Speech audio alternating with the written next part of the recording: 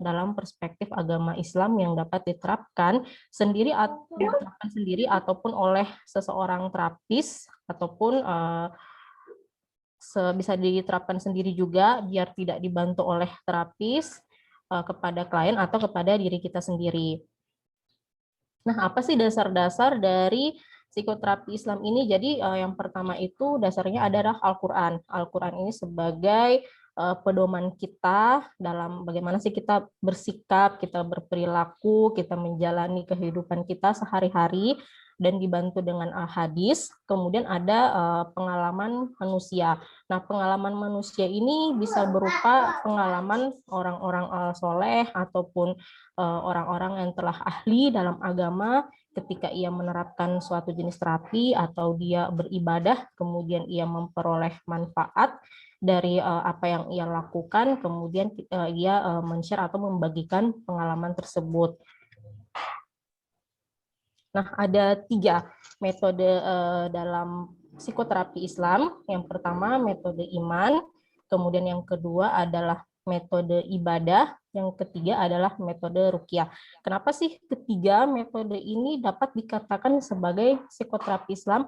Karena ketiga-tiganya ini dapat memberikan ketenangan, kedamaian, kemudian ketentraman bagi orang-orang yang menjalankannya. Nah, ini di sini dengan memberikan ketenangan, kemudian memberikan kedamaian, itu adalah merupakan esensi dari sebuah psikoterapi. Karena dari psikoterapi itu pasti ujung-ujungnya akan memberikan kedamaian dan ketenangan bagi orang-orang yang menjalankannya. Nah, ibadah-ibadah kita ini tentunya pasti akan memberikan ketenangan dan kedamaian hingga dapat memberikan solusi apabila memang kita benar-benar menjalankannya itu sesuai dengan hukum-hukumnya, kemudian sudah sesuai dengan syarat-syaratnya, dan menjalankannya itu dengan penuh kekhusyuan dan betul-betul memang niat yang baik. Jadi yang pertama itu adalah metode iman. Nah, ketika kita percaya kepada Allah, Allah bisa menyembuhkan kita, Allah bisa menolong kita, maka ini akan memberikan energi positif. Energi positif itu berupa kepercayaan, kemudian harapan. Nah, energi positif ini sangat diperlukan untuk kita menyembuhkan ataupun kita mencegah suatu perilaku-perilaku yang negatif. Nah, karena energi positif ini dapat mensugesti kita, dapat memberikan kita penyembuhan, sehingga ini sangat diperlukan dalam psikoterapi. Nah, makanya dengan kita percaya, kita yakin bahwa Allah dapat menolong kita, dapat menyembuhkan kita, maka ini akan memberikan energi positif yang nantinya secara tidak langsung dapat menyembuhkan kita. Nah, baik dari fisik, lebih-lebih penyakit psikologis. Nah, kemudian yang kedua itu adalah metode ibadah. Nah, metode ibadah ini adalah metode yang sudah sangat sering kita lakukan setiap hari, bahkan 5 waktu.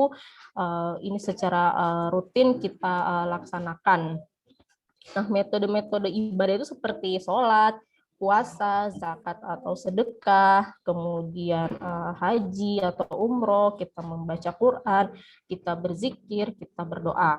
Nah, kemudian yang ketiga itu adalah metode ruqyah. Nah, metode ruqyah ini dengan kita membaca atau diperdengarkan ayat-ayat tertentu yang dapat mengobati baik penyakit fisik maupun penyakit psikis. Kemudian di sini ada beberapa tujuan dari psikoterapi Islam.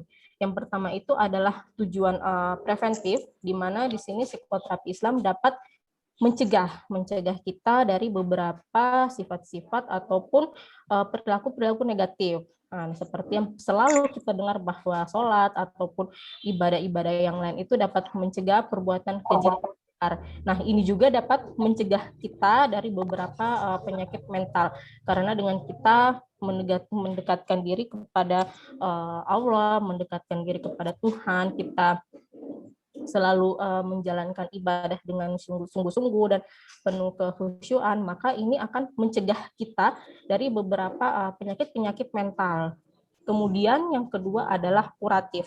Nah, kuratif ini adalah tujuan untuk mengobati penyakit-penyakit mental tertentu. Nah, psikoterapi Islam ini dapat mengobati segala macam penyakit kejiwaan, mulai dari yang terberat, yang biasa kita sebut dengan skizofrenia, hingga penyakit-penyakit yang cukup ringan. Nah, dengan kita memberikan edukasi kepada klien, kepada orang yang mengidap misalnya penyakit skizofrenia itu, bahwa ia harus sholat, ia harus misalnya membaca Al-Quran, ia diminta untuk banyak-banyak berzikir, maka di situ dia dapat mengurangi misalnya kecemasan dia, dapat mengurangi keinginan-keinginan negatif lainnya. Nah, ini dapat mengobati beberapa penyakit psikologis, mulai dari yang berat hingga yang paling ringan. Kemudian yang ketiga adalah fungsi evaluasi. Nah, fungsi evaluasi ini ada tujuan evaluasi. Nah, tujuan evaluasi ini adalah kita melihat bagaimana sih psikoterapi ini dapat menyembuhkan atau efektif mencegah penyakit-penyakit mental yang dialami oleh seseorang. Nah, kemudian ada beberapa manfaat psikologis dari psikoterapi Islam yang sudah dijelaskan tadi. Jadi yang pertama itu adalah aspek olahraga. Nah, seperti yang kita ketahui, contohnya ibadah sholat itu mulai dari kita takbir hingga kita sujud, itu ada nilai ataupun ada manfaat-manfaatnya secara fisik. Nah, contohnya misalnya ketika kita sujud. Nah, ketika kita sujud itu, maka aliran darah ataupun oksigen itu juga disuplaikan ke otak. Nah, apabila otak mendapatkan suplai darah ataupun oksigen yang cukup, maka ini dapat membantu kita untuk berpikir jernih, mengambil keputusan yang sesuai, dan dapat mendukung aspek-aspek kognitif kita. Nah, yang kedua itu aspek relaksasi dan meditasi. Nah, contohnya lagi sholat, apabila kita mengerjakannya itu secara khusyuk, secara tumaknina, maka ini akan membantu kita untuk rileks, untuk kita dapat berelaksasi. Bahkan saya pernah membaca bahwa sholat itu merupakan meditasi tertinggi, mengalahkan yoga. Jadi daripada teman-teman mau melakukan yoga, mungkin merasa sulit untuk melakukan gerakan-gerakan tertentu pada gerakan yoga, ataupun tidak tahu bagaimana caranya yoga untuk meditasi. Nah, lebih baik teman-teman memperbaiki kualitas ibadah teman-teman seperti sholat. Berusaha untuk khusyuk, berusaha untuk konsisten menerapkan sholat 5 waktu tersebut. Kemudian yang ketiga adalah aspek autosugesti. Nah, karena kita beribadah kepada Allah, tentunya kita yakin, kita percaya bahwa Allah lah segala penolong kita, kemudian dapat membantu kita menghadapi masalah, maka kita akan tersugesti bahwa masalah kita ini insya Allah akan bisa terselesaikan, insya Allah akan bisa terpecahkan. Maka ini akan menanamkan sugesti yang baik kepada diri kita, akan menanamkan energi positif, sehingga kita akan mampu menghadapi masalah-masalah yang kita hadapi. Nah, kemudian yang keempat itu adalah aspek penyaluran emosi. Nah, karena sholat ini merupakan suatu kegiatan di mana kita berkomunikasi langsung kepada Allah, maka di sini kita bisa berdoa, kita bisa mencurahkan segala emosi kita bisa mencurahkan apa yang kita rasakan, sehingga nanti ini dapat memberikan ketenangan bagi kita. Nah, kemudian dapat memberikan ketenangan jiwa, kemudian mengobati berbagai macam penyakit-penyakit mental lainnya. Kemudian dapat juga mencegah beberapa penyakit hati seperti iri hati, dengki, buruk sangka, sombong, membanggakan diri, takabur, dan lain-lain. Selain ini saya juga lupa menuliskan bahwa psikoterapi Islam ini juga dapat memberikan efek ataupun aspek pembelajaran bagi diri kita, di mana dengan kita menerapkan psikoterapi Islam ini, atau contohnya kita beribadah kepada Allah ini, maka kita dituntut untuk disiplin. Jadi secara tidak langsung kita diajarkan untuk disiplin bangun pagi, harus melaksanakan sholat subuh, kemudian kita dituntut juga untuk harus selalu bersih, di mana kita setiap kita mau beribadah kita harus wudhu dulu. Nah, kita puasa, kita dituntut untuk mengontrol hawa nafsu dan lain sebagainya, sehingga ini dapat membentuk pribadi-pribadi positif bagi diri kita. Jadi tidak hanya ibadah saja, tetapi sebenarnya esensi-esensi dari ibadah ini dapat membentuk pribadi kita menjadi lebih positif, menjadi lebih baik, memiliki energi positif, sehingga kita dapat terhindar dari beberapa penyakit-penyakit mental. Nah, ini bisa sebagai fungsi kuratif terlebih dahulu ketika misalnya kita belum mengalami penyakit-penyakit mental. Untuk aplikasinya sendiri bisa diterapkan di beberapa kasus. Ya, contohnya kalau misalnya orang depresi atau orang cemas, itu kan mereka sangat susah untuk merasa tenang. Selalu pikirannya itu dihantui oleh macam-macam segala pikiran negatif mereka. Nah, itu mungkin bisa ditenangkan dengan meminta mereka untuk berzikir, meminta mereka untuk sholat. Nah, kita sebagai psikolog atau konselor bisa membantu mereka untuk bagaimana sih agar mereka bisa konsisten dalam menjalankan ibadah-ibadah tersebut sehingga dapat membawa ketenangan bagi mereka. Nah, contohnya juga dalam kehidupan sehari-hari, misalnya bagi orang yang ingin berhenti merokok, dengan kombinasi dari modifikasi perilaku yang lain, kita juga dapat menerapkan psikoterapi Islami dengan meminta mereka untuk puasa. Jadi dengan puasa mereka dapat mengendalikan mereka dibantu dengan psikoterapi atau konseling yang lainnya yang tidak bersifat Islami. Ya, baik, untuk materinya saya rasa sudah cukup. Selanjutnya nanti kita kembangkan di sesi diskusi. Baik, saya kembalikan ke moderator, ya, ke Ibu Hikmatul Ruwaida.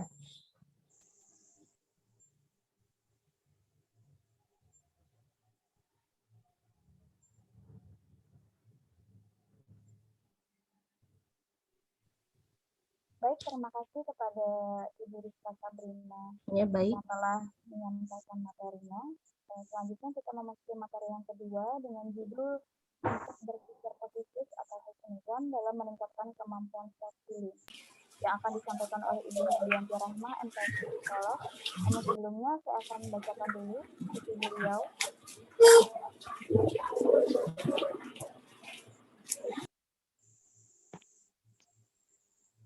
Ibu Hardianti Rahma, pekerjaan beliau adalah dosen PGMI FIJ Amuntai. Selain itu, beliau juga bekerja sebagai konsultan psikolog pusat pelayanan anak berkebutuhan khusus di Rumah Karunia. Praktek psikologi klinis juga. Pendidikan beliau itu S1 Psikologi UMN, S2-nya Magister Profesi Psikologi di Universitas yang sama. Baik, langsung saja saya persilahkan kepada Ibu Hardianti Rahma, MPSI Psikolog, untuk menyampaikan materi. Baik, Assalamualaikum warahmatullahi wabarakatuh. Waalaikumsalam warahmatullahi wabarakatuh. Ya, alhamdulillahirrabbilalamin. Assalatu wassalamu ala asyrafil anbiya wal mursalin sayyidina maulana Muhammad wa ala alihi washabihi ajmain. Pertama-tama alhamdulillahirrabbilalamin, hari ini kita bisa melaksanakan acara hari ini, bisa bertatap muka semuanya untuk kelas psikologi online ini, dan kita sudah mendapatkan ilmu yang luar biasa ya tadi dari Ibu dosen Rizka Sabrina, SI MPSI Psikolog. Kemudian terima kasih juga kepada Kaprodi PGMI STIK Amuntai, Bapak Hussein Ede yang membuat acara ini terselenggara, serta kepada Ibu moderator yang sudah mempersilahkan saya untuk menyampaikan sedikit materi untuk hari ini. Tadi sudah luar biasa ya, sudah sangat lengkap, sudah sangat jelas. Menambahkan saja sedikit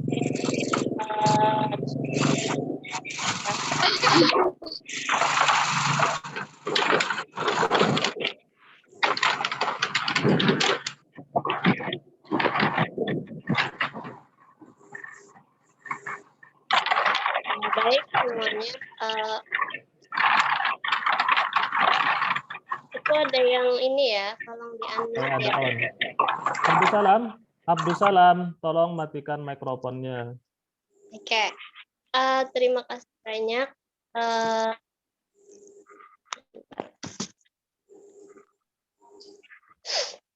Hari ini saya akan menyampaikan ini hasil riset saya beberapa waktu ini ya. Jadi mungkin karena kemarin saya memang cuman menulis saja, tidak melakukan presentasi, mungkin akan saya presentasikan kepada Anda semua. Biasanya kalau di kelas kita belajarnya mungkin materi-materinya tentang seputar psikologi umum, psikologi perkembangan anak, psikologi pendidikan dan lain sebagainya. Maka pada materi ini kita lebih untuk memperkaya keilmuan kita akan lebih mengenal tentang psikologi Islam, bagaimana penerapan psikologi Islam dalam keseharian kita. Sebentar. Sebelum masuk ke materi saya hari ini, yang akan saya sampaikan konsep berpikir positif atau husnuzon dalam meningkatkan kemampuan self-healing. Mungkin bagi mahasiswa saya, biasanya saya selalu menegaskan tentang apa sih berpikir positif, ada tidak berpikir positif itu dalam teori psikologi. Biasanya selalu saya tegaskan hal tersebut. Nah, sebelum masuk ke materi ini, saya ingin membuat Anda mengenal terlebih dahulu kan ilmu psikologi itu psikologi secara umum, memang ada psikologi Islam. Nah, ternyata psikologi Islam itu ada, dan lahirnya psikologi Islam itu berawal dari ini, wacana psikologi Islam yang ada di Riyadh. Dulu ada Symposium on Psychology in Islam di tahun 1978. Kemudian setelah itu di 1979 ada lagi terbit buku The Dilemma of Muslim Psychology di Inggris pada tahun 1979. Nah, untuk di Indonesia sendiri, momentum kebangkitan psikologi Islam itu adanya ditandai dengan ini, bukunya Jamaluddin Ancok dan Fuad Nashori dengan judul Psikologi Islam, Solusi Islam atas Problem Psikologi. Sebenarnya sebelum ini pun yang namanya kan psikologi ini ilmu kejiwaan. Sebenarnya ilmu kejiwaan sudah dibahas jauh sebelum ini oleh Ibnu Sina. Ibnu Sina kan kedokteran ya, tapi dia juga ada membahas tentang ilmu nafs. Selain Ibnu Sina ada juga Imam Ghazali juga pernah ada di bukunya membahas tentang ilmu nafsina atau ilmu kejiwaan. Cuman kalau kita mengerujutkan psikologi Islam, kan kalau kita belajar secara umum itu psikologi secara umum, psikologi berdasarkan sudut pandang teori-teori barat atau teori yang kontemporer. Nah, jadi psikologi Islam ini secara khusus dia juga punya wadah tersendiri yang mana arah teorinya lebih ke teori pola pikirnya orang-orang timur. Sekilas ya. Nah, untuk sudut pandangnya sendiri, hubungan antara Islam dan psikologi, kenapa sih munculnya psikologi Islam itu mungkin karena dari sudut pandang Barat itu prinsip-prinsip psikologi kan seperti kita tahu ada behaviorisme, ada humanistik, ada psikoanalitik dan lainnya, itu kan dikotomi terkotak-kotak dan spekulatif, terbuka, dan dia selalu berubah tergantung bagaimana tata nilai di masyarakat. Misalnya seperti yang sekarang dulu permasalahan LGBT, orang-orang yang mengalami masalah gender yang berubah-ubah itu kalau di DSM-5 itu dulu adalah gangguan. Sekarang kan LGBT itu legal dan di DSM-5 pun sudah tidak masuk gangguan atau tidak masuk dalam permasalahan psikologis. Jadi jadi dia terbuka aja, selalu berubah berdasarkan bagaimana tata nilai masyarakat di waktu tersebut. Sedangkan dalam sudut pandang Islam, prinsip psikologi itu berdasarkan prinsip tauhid. Atasnya adalah wahyu, hadis, akal, pengalaman, dan intuisi. Sifatnya otentik dan final. Berdasarkan kajian, objek kajiannya apa? Banyak. Yang terlihat, yang tidak terlihat, kejiwaan, dan lain sebagainya. Itu selayang pandang ya, selayang pandang tentang bagaimana sih hubungan antara Islam dan psikologi. Kalau sekarang sudah banyak sekali penelitian-penelitian yang seperti yang disampaikan oleh Ibu Rizka Sabrina tadi, bagaimana sih psikoterapi Islam dalam psikologi. Jadi ternyata sholat itu berdampak ya pada proses kejiwaan dan lain sebagainya. Jadi bukan psikologi menjawab agama, tapi ternyata di dalam ilmu psikologi itu sebenarnya ada makna-makna atau nilai-nilai tertentu dari agama seperti itu. Nah, kita masuk ke materi hari ini, penerapan konsep husnuzon.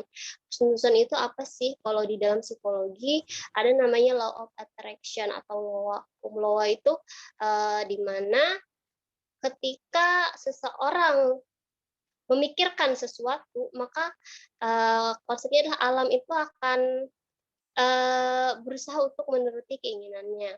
Kalau tidak salah seperti itu yang namanya hukum law. Nah, kalau husnuzon itu kita menyampaikan husnuzon itu berdasarkan dari hadis Nabi, berdasarkan hadis kursi di mana Allah berfirman, aku sesuai persangkaan hambaku. Aku bersamanya ketika ia mengingatku, jika dia mengingat saat sendirian, aku akan mengingat di dalam diriku. Jika ia mengingatku di dalam kumpulan, aku akan mengingatnya dalam kumpulan yang lebih baik daripada itu atau kumpulan para malaikat. Jadi biasanya yang sering disebutkan orang-orang adalah aku sesuai persangkaan hambaku. Jadi selama kita itu memiliki sangka baik, maka kehidupan pun akan menjadi lebih baik seperti itu. Selama dia memiliki pikiran-pikiran yang positif, maka yang terjadi kepada kehidupannya pun adalah hal-hal yang positif, walaupun kita tidak bisa melewatkan hal-hal yang tidak atau hal yang pahit dalam hidup kita. Nah, berdasarkan hadis ini saya dapat untuk sampai ke sini. Pikiran positif itu dari mana? Oh, itu dari proses berpikir, proses kognitif kita. Nanti jadinya seperti apa? Beberapa penelitian menunjukkan bahwa kesehatan mental itu sangat berhubungan dengan proses kognitif.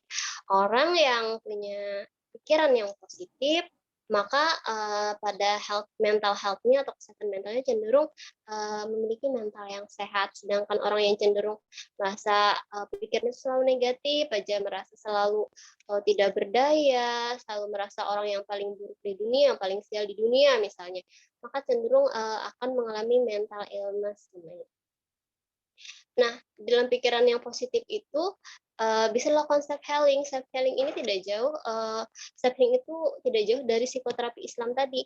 Cara melakukan self healing ini bisa dengan seperti yang Bu Rizka tadi, dengan melakukan psikoterapi yang secara Islami. Untuk apa? Untuk menumbuhkan mental yang sehat. Karena berdasarkan riset juga sekarang itu orang yang mentalnya atau orang yang mental illness itu lebih banyak daripada orang yang sakit fisik. Orang yang mentalnya bermasalah itu lebih banyak daripada orang yang fisiknya yang bermasalah seperti itu. Apalagi dengan kondisi COVID sudah hampir setahun lebih, banyak hal yang terjadi. Mungkin yang kuliah juga harus kuliah online dan lain sebagainya, kita jarang berinteraksi pada lingkungan sosial kita dan lain-lain, bisa menyebabkan stres, depresi dan lain sebagainya. Dalam fungsi religiusitas secara keseluruhan, ini religiusitas secara umum ya. Jadi dalam sudut pandang agama, religiusitas secara keseluruhan terdiri dari 5 aspek. Ada keyakinan, peribadatan atau ibadah, penghayatan, pengetahuan, dan yang terakhir adalah pengalaman. Nah, pada konsep peribadatan atau pada konsep ibadah itu ada aspek kemampuan berpikir positif yang menunjukkan bahwa konsep berpikir positif ini adalah bagian dari proses beragama, terutama dalam hal ibadah. Berpikir positif merupakan bentuk dari proses kognitif yang dapat mengubah cara pandang individu terhadap dirinya dan lingkungannya. Tingkat kepuasan individu terhadap kehidupan akan dipengaruhi oleh bagaimana cara mereka berpikir dan memandang kehidupan. Misalnya seperti ini, ketika kita bangun pagi, itu kita bisa memilih apakah hari ini aku akan mengeluh, apakah hari ini aku akan merutuki nasib sia, atau hari ini aku akan bersyukur karena masih diberi kesempatan untuk bernapas, masih diberi tenaga untuk melangkah, masih diberikan fisik yang kuat dan sehat, atau masih diberikan kenyamanan dalam hal merasa atau menikmati makanan, atau aku akan hanya merutuki, ya Allah kenapa sih kok sial banget, kok ini banget, kan itu pilihan. Jadi ketika Anda membuka mata, Anda bangun tidur, Anda sudah punya atau Anda sudah bisa memilih apakah Anda akan memilih memikirkan hal-hal yang tidak nyaman atau memilih untuk menumbuhkan harapan-harapan baik dalam hidup. Ini menurut penelitiannya Rusdi. Jadi penelitian ini tentang bagaimana proses konsep husnuzon ini dalam membentuk kesehatan mental yang baik pada orang-orang yang mengalami penyakit kalau tidak salah. Nah, kalau tadi kita seputar husnuzon, maka tadi kan konsep husnuzon untuk meningkatkan kemampuan self healing. Self healing itu apa sih? Kok sering ya dengarnya, apalagi selama kita banyak musibah ini, biasanya kan ada posko untuk bantuan self healing seperti itu. Nah, self healing itu terdiri dari dua kata, self dan healing. Self berarti diri yang menunjuk kepada diri sendiri, dan healing berarti pengobatan atau sesuatu yang ada kaitannya dengan pengobatan. Jadi self healing merupakan metode penyembuhan penyakit bukan dengan obat atau non farmakologi. Biasanya sih sebagai bantuan aja, terapi bantuan. Biasanya misalnya orang sakit gagal ginjal misalnya, ada penelitiannya. Jadi selain dia melakukan pengobatan dengan obat, dia melakukan self healing dengan yang non farmakologi. Jadi di sini self healing ini menyembuhkan dengan mengeluarkan perasaan dan emosi yang terpendam di dalam tubuh. Karena seperti yang kita tahu bahwa kebanyakan memendam perasaan atau ketidakmampuan kita dalam mengekspresikan emosi kita, mengekspresikan perasaan yang tidak nyaman, pada akhirnya itu bisa menjadi hal-hal yang menyakitkan yang juga membuat masalah dalam fungsi tubuh kita. Nah, self healing ini adalah fase yang diterapkan pada proses pemulihan atau penyembuhan dari berbagai penyakit fisik ataupun masalah psikologis seperti kondisi trauma, depresi, dan gangguan psikologis lainnya. Penerapannya banyak. Lihat ya. Nah, ini beberapa hasil penelitian. Jadi self healing ini proses penyembuhan diri sendiri tanpa tanpa obat. Jadi proses penyembuhan diri sendiri dengan non farmakologi. Biasanya dilakukan dengan apa? Banyak sekali. Ada ini yang 3 yang saya ambil ini berdasarkan hasil penelitian. Ada yang pasien gagal ginjal kronis kalau tidak salah. Jadi dia diajarkan selalu melakukan doa untuk misalnya sebelum tidur atau bangun tidur. Jadi ternyata itu berdampak. Kenapa? Karena di dalam atau di saat orang itu berdoa, maka otomatis dalam proses kognitifnya itu kan dia akan berpikir hal yang baik, dia punya harapan yang baik seperti itu. Kemudian ada juga relaksasi. Selain relaksasi ada juga min healing. Min healing ini terkait nilai-nilai sufistik ya. Jadi mereka melakukan penyembuhan dengan melakukan pengubahan pada pola pikir. Jadi di situ dalam min healing ini ada penanaman dari nilai sabar, nilai syukur. Jadi sabar itu manfaatnya apa, syukur itu apa, nilai-nilai ibadah, zikir seperti itu.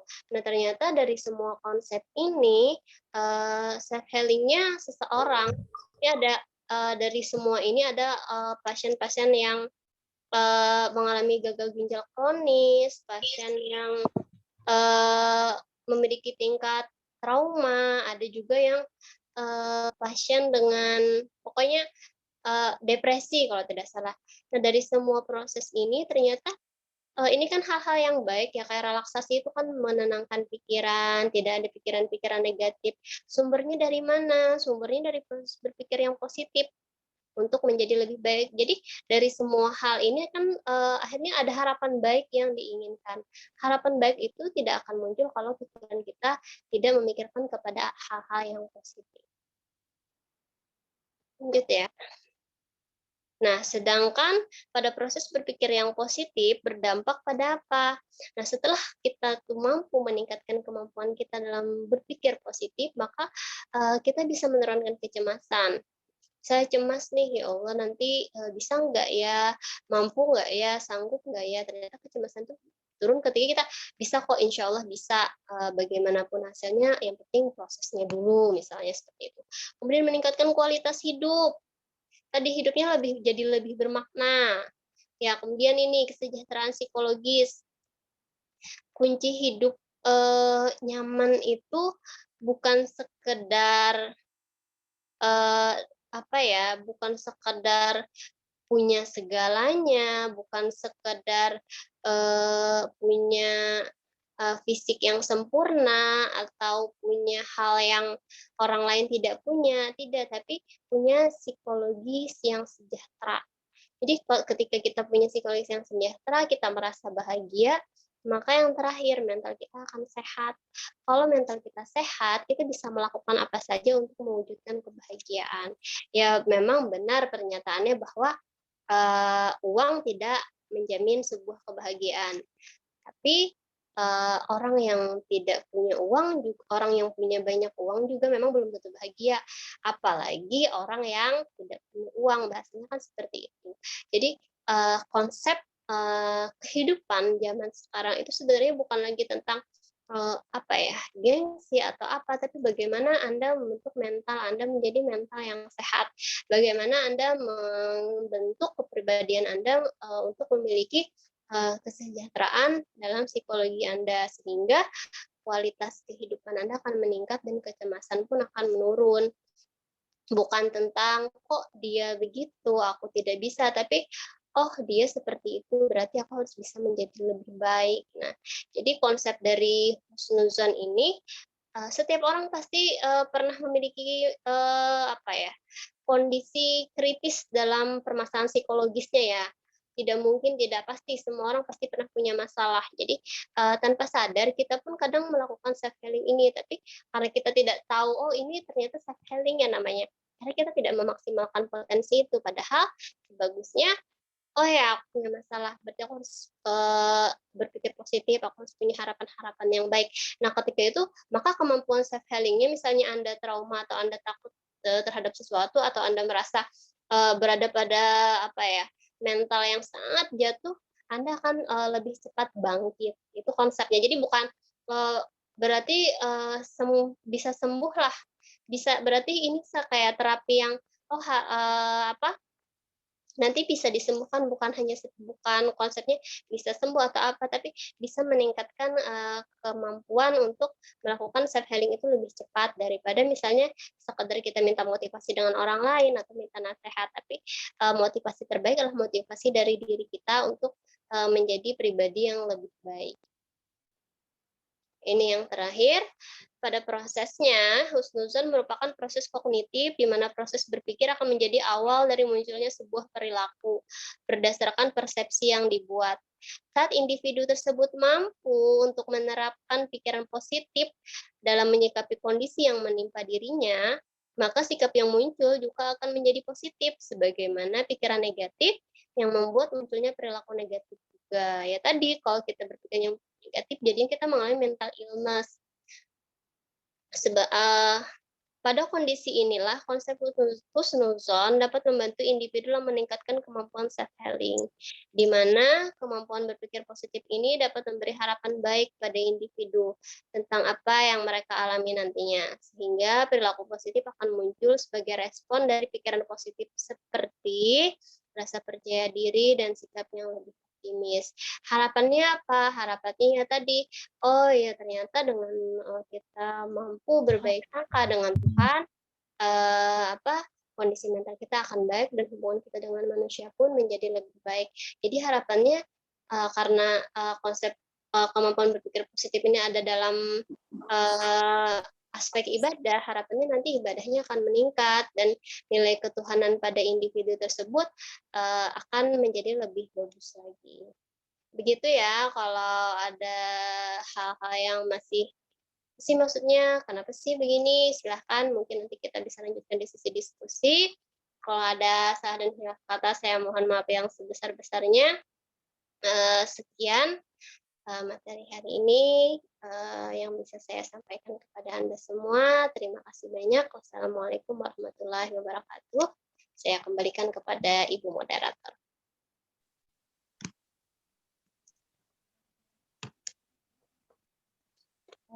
Baik, terima kasih kepada Ibu Hardianti Rahma, MTQ Psikolog yang telah menyampaikan materinya. Untuk selanjutnya kami persilakan kepada peserta. Jika ingin bertanya bisa langsung menyampaikan secara virtual ini atau bisa ditulis di kolom chat. Persilakan kepada para peserta.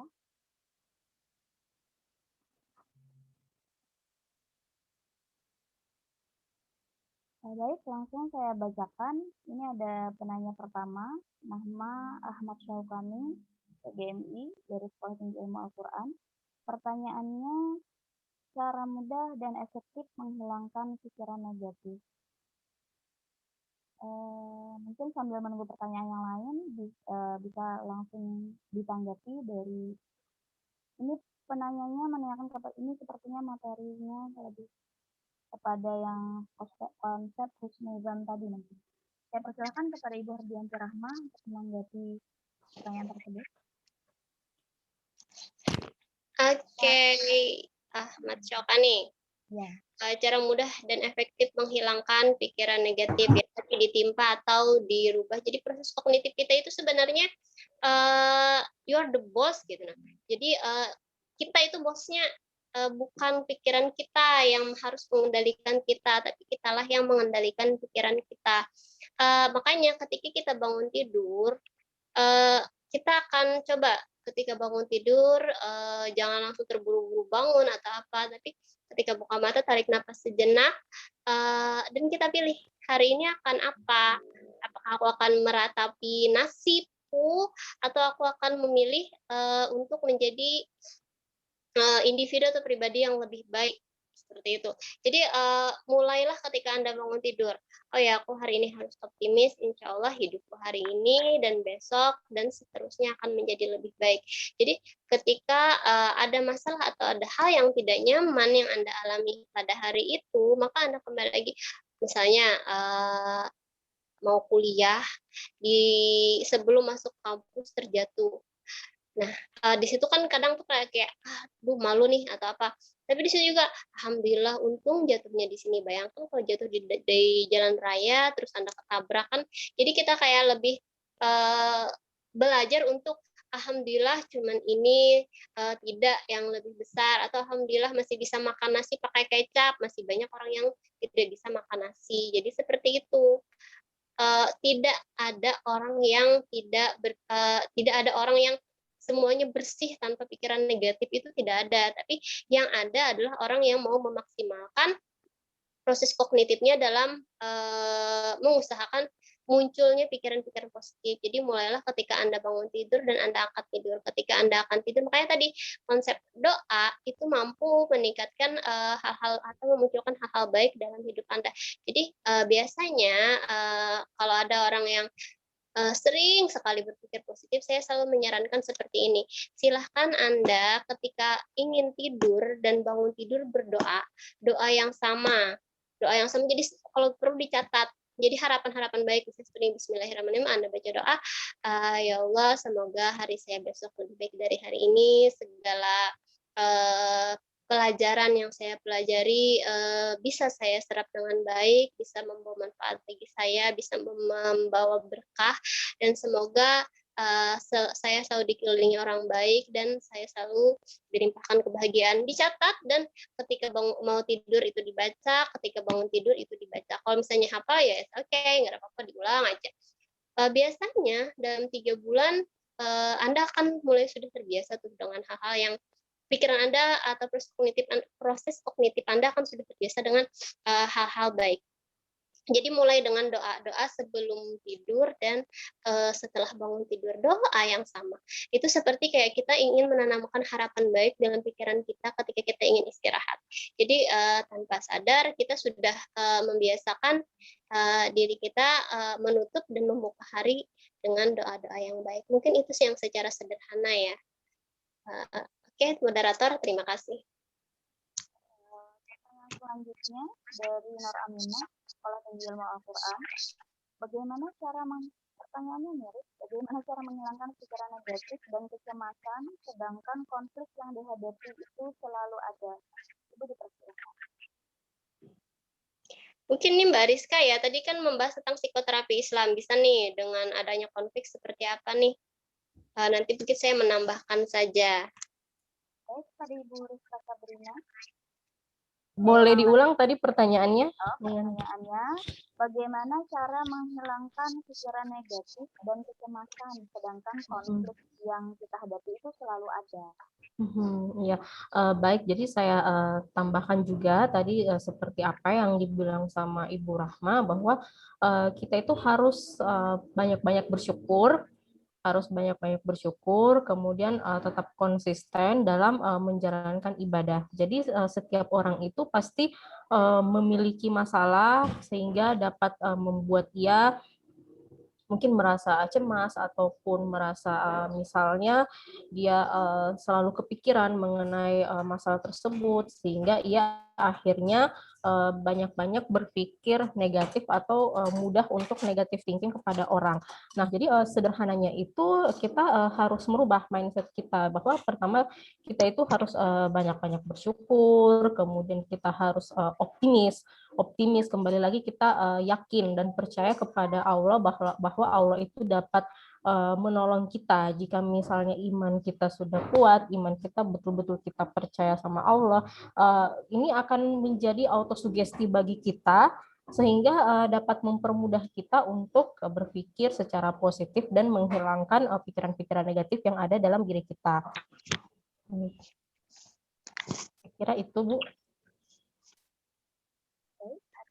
Tambahan dari Ibu Hardianti, mungkin kita lanjutkan saja ke pertanyaan berikutnya dari Sari Mulya, asalnya Universitas Muhammadiyah Palangkaraya. Pertanyaannya, sampai batasan mana kita harus sadar bahwa self-healing itu gak cukup dan kita butuh bantuan dari orang lain? Oke, terima kasih Sari Mulya. Yang tadi sudah disampaikan oleh Bu Rizka dan saya juga sudah menjelaskan panjang lebar yang di pertanyaan pertama tadi. Intinya mulailah Anda untuk banyak-banyak bersyukur dan berpikir positif, dan kalau Anda merasa kita menyambung pertanyaan ini juga, kalau sudah merasa memang itu sesuatu yang kayaknya tidak bisa nih, I need help, silahkan berarti Anda perlu orang lain untuk sekedar sharing atau Anda perlu bantuan psikolog atau psikiater atau tenaga profesional lainnya. Sampai mana? Sampai kita merasa kayak self healing ini biasanya self healing ini bisa dengan dampingan psikolog, bisa juga dilakukan sendiri kalau sekadar stres, misalnya kebanyakan tugas, dan dampaknya tidak terlalu parah, tidak masalah. Misalnya cuman kadang stres, tapi kalau dibawa jalan atau dibawa bertemu teman-teman atau berinteraksi lingkungan sosial sudah membaik, berarti Anda bisa melakukan proses self healing itu sendiri.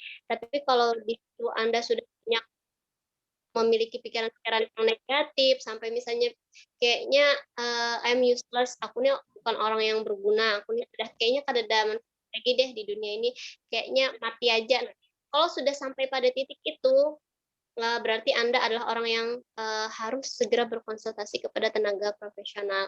Tapi kalau misalnya masih bisa handle dengan sholat, sabar dan sebagainya, kayak Anda merasa lebih nyaman dan Anda merasa kayaknya cukup kok, tidak perlu bantuan. Kalau tenaga psikolog ternyata saya lebih baik. Biasanya tidak perlu tenaga profesional pun, ingat tidak ada manusia yang bisa hidup sendiri. Kita perlu orang lain untuk sekadar sharing, untuk sekadar diskusi, atau untuk sekadar menyampaikan permasalahan, memiliki pendengar seperti itu. Makanya Anda semua punya teman. Makanya di dalam Al-Quran Allah menciptakan manusia berpasang-pasangan, bukan sekadar untuk memiliki keturunan, tapi di situ kita punya teman untuk berbagi. Karena itu manusia disuruh berinteraksi dengan orang lain. Karena itu Anda disuruh berteman. Karena di situ manfaatnya adalah agar kita tidak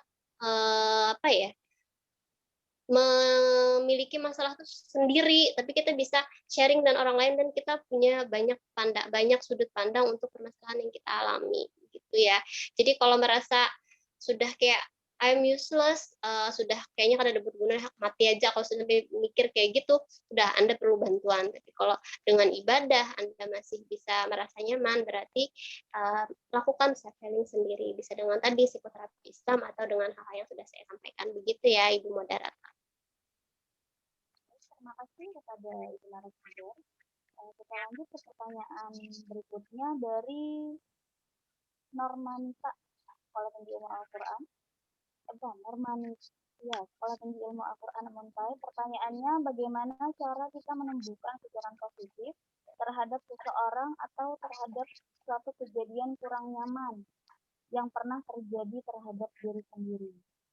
Terima kasih. Silakan ditanggapi, Ibu. Ibu siapa nih? Bisa dua-duanya, Ibu Rizka. Pertanyaannya. Silakan, mungkin Ibu Rizka dulu. Iya, tadi pertanyaannya bagaimana cara kita menumbuhkan pikiran positif terhadap kejadian yang kurang nyaman, Bu? Baik. Jadi kalau misalnya ada peristiwa atau kejadian yang membuat kita tidak nyaman, membuat kita tidak suka atau kurang berkenan, nah kita bisa melihat lagi, nah ini kejadian ini ataupun peristiwa ini diberikan sama Allah, ini tidak serta-merta hanya kejadian aja. Nah, kita bisa mengambil hikmah, mengambil pelajaran dari kejadian yang kita alami tersebut. Nah, ketika kita pandai-pandai melihat kejadian ini, bahwa walaupun kejadian itu sangat kita tidak sukai, tidak memberikan kita kenyamanan ataupun malah menjatuhkan kita, nah kita harus melihat hikmahnya apa. Nah, ketika kita bisa melihat hikmahnya apa, nah ini akan dapat memberikan pikiran positif kepada kita. Nah, mungkin bisa saya berikan contoh. Nah, saya menikah itu 2017 dan saya mungkin harus agak lama menunggu untuk memiliki keturunan, mungkin sama juga seperti Ibu Rahma. Di situ banyak sekali omongan-omongan orang yang yang tidak mengenakan, yang tidak membuat nyaman. Tapi kalau kita melihat bahwa wah ini malah bikin sakit hati, malah kita merespon dengan hal-hal negatif, kita jadi ikut sedih, kita jadi ikut marah, maka itu akan memberikan energi negatif bagi kita. Ketika kita ikut marah, kita ikut kesel dengan omongan-omongan negatif orang tersebut, maka itu akan memberikan efek negatif. Nah, ketika kita malah ya udahlah cek aja deh orang mau ngomong apa, nah itu akan membuat kita semakin sabar, membuat kita semakin kuat. Sehingga ketika kita sabar, kita kuat, nah kita akan selalu diberikan pikiran-pikiran positif. Nah, kita akan semakin mudah untuk bersyukur. Nah, ketika kita semakin mudah untuk bersyukur, kita memiliki keyakinan yang positif bahwa Allah dapat menolong kita, menimbulkan berpikir mengenai hal-hal positif yang lain, maka secara tidak langsung itu akan menjadi autosugesti bagi kita. Nah, ketika sudah menjadi autosugesti, maka itu akan tertanam di alam bawah sadar kita dan semesta pun mendukung sehingga kita dapat bisa selalu berpikiran positif dan ujung-ujungnya hasilnya nanti akan membawa efek positif juga bagi kita. Jadi untuk merespon suatu hal yang negatif, hal yang tidak mengenakan, kita tidak usah ikut ataupun terpancing dengan hal tersebut. Bahwa kita akan merespon negatif juga, kita akan tidak merespon dengan hal-hal yang kurang nyaman, tetapi kita harus melihat hikmahnya itu seperti apa, apakah ini ke depannya kita harus bagaimana, dan tentunya setiap kejadian itu baik maupun negatif maupun tidak nyaman bagi kita, saya rasa akan memberikan dampak positif yang kita tidak sadari, kecuali ketika kita pandai-pandai melihat hikmah dari kejadian itu tersebut. Baik, saya rasa sudah cukup, Ibu Moderator.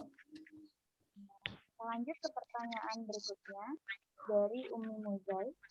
Bagaimana cara seseorang untuk husnuzon kepada suatu hal jika seseorang itu pernah mengalami pengalaman di masa lalu yang traumatis, sedangkan pikirannya selalu mengarah kepada hal negatif? Karena pengalamannya traumatik, otomatis dia selalu ingat yang negatif-negatif. Jadi, saya percayakan kepada Ibu Hardian. Oke, yang pertama ya, ketika Anda mengalami traumatik, pada konsep memori Anda itu kan berkesan. Ketika itu berkesan, sebagaimana dari teori lupa, semakin berkesan sesuatu, maka baik itu kesannya positif atau negatif, maka itu akan semakin membekas. Nah, yang harus Anda lakukan adalah banyak-banyak melakukan pengalihan, bukan pengalihan ketika semakin Anda mengusahakan untuk melupakan hal yang traumatik tersebut, maka semakin Anda ingat. Jadi konsepnya akan seperti itu. Maka lakukan pengalihan dengan misalnya banyak-banyak berkegiatan atau beraktivitas, atau misalnya tadi ya saya menanggap sedikit, ketika konsep husnuzon ini bukan misalnya orang itu maaf ya, misalnya si A ini pernah mengalami pelecehan seksual yang dilakukan oleh si C ke dia. Nah, Anda jangan salah untuk menerapkan konsep husnuzon ini. Jadi jangan sampai ketika itu terjadi lalu bagaimana kita harus berhusnuzon kepada si C, bukan seperti itu. Jadi Anda harus tetap menghindari hal-hal yang negatif atau orang yang membawa dampak negatif kepada Anda, karena itu bisa jadi toksik buat Anda dan bisa melemahkan usaha Anda untuk self healing tadi. Tapi ketika Anda punya masa lalu yang traumatik, berarti yang Anda harus lakukan adalah lakukan pengalihan dengan banyak kegiatan-kegiatan yang positif. Seandainya sekali kenangan di masa lalu tersebut muncul pun, ya kembali lagi Anda harus misalnya bisa melakukan relaksasi, menenangkan pikiran, atau menuliskan hal tersebut. Jadi biasanya saya selalu menyarankan silahkan tuliskan apa sih hal yang membuat Anda tidak nyaman. Kemudian setelah Anda tuliskan hal tersebut, kemudian di bagian bawahnya tuh di kertas selanjutnya silahkan Anda tuliskan lagi apa hal positif atau apa sih pelajaran yang Anda dapatkan dari pengalaman buruk Anda itu. Ketika sudah ditulis, saya suruh misalnya ditempel atau disimpan. Ketika suatu waktu Anda mengalami lagi atau Anda ingatan-ingatan tentang hal negatif itu datang kembali kepada diri Anda, silakan Anda buka lagi. Oh iya, ternyata ketika ini saya dapat ini yang seperti ini, begitu. Jadi kita tidak bisa menghilangkan hal-hal buruk dalam hidup kita karena kita ini tumbuh dan menjadi pribadi yang sekarang ini berdasarkan baik itu hal nyaman dan hal yang tidak nyaman yang kita alami. Tidak ada orang yang hidupnya lempeng aja kayak gitu ya, yang enak aja tuh kayaknya tidak ada. Seenak-enak hidup atau senyaman-nyaman hidup, hidup itulah perjuangan. Pasti kita pernah merasakan hal-hal yang juga tidak nyaman. Jadi ketika itu menjadikan Anda atau memunculkan sikap trauma, tuliskan aja. Ketika dituliskan, maka itu sebagai penyaluran emosi kalau Anda tidak punya teman untuk yang Anda percaya bisa berbagi, atau misalnya kadang Bu, saya pernah cerita kepada orang, tapi ternyata orang itu ember, kan kadang seperti itu. Kalau kita sulit untuk mempercayai orang lain, silahkan cukup dituliskan. Tuliskan, kemudian setelah menuliskan hal-hal yang Anda rasakan, misalnya marah, kacau, dan sebagainya, kemudian tuliskan lagi apa sih hikmah yang didapat, kemudian disimpan. Setelah disimpan, suatu waktu ketika sedih, baca lagi. Jadi Anda teringat lagi, oh ya hikmahnya ini, seperti itu. Itu secara sederhana. Jadi konsep husnuzon itu bukan hanya pola pikir yang harus terlintas di pikiran, tapi ketika dituliskan kan itu juga oh iya gini ya, jadi ternyata dulu Allah tuh seperti itu karena sayang ya. Nah jadi konsep husnuzon itu kan secara otomatis muncul, begitu ya. Silahkan Ibu moderator. Pertanyaan berikutnya, pertanyaan Ibu Rizka dari Ahmad Maidi. Pertanyaannya, dalam psikologi terapi Islam itu ada berbagai hal cara penyembuhannya yang sudah dijelaskan, ada metode iman, metode ibadah, dan metode ruqyah.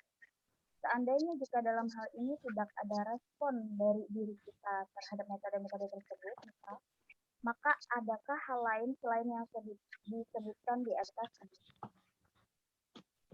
Ya. Persilahkan itu untuk menanggapi. Baik, nah misalnya ketika kita menerapkan suatu terapi, di sini tidak hanya psikoterapi, namun itu tidak memberikan respon yang positif kepada diri kita, maka kita harus mengevaluasi apakah misalnya metode-metode yang kita terapkan itu ada kekurangankah, atau ada yang kita lupa tahap-tahapnya, atau misalnya malah keliru. Nah, itu kita harus mengevaluasi kembali.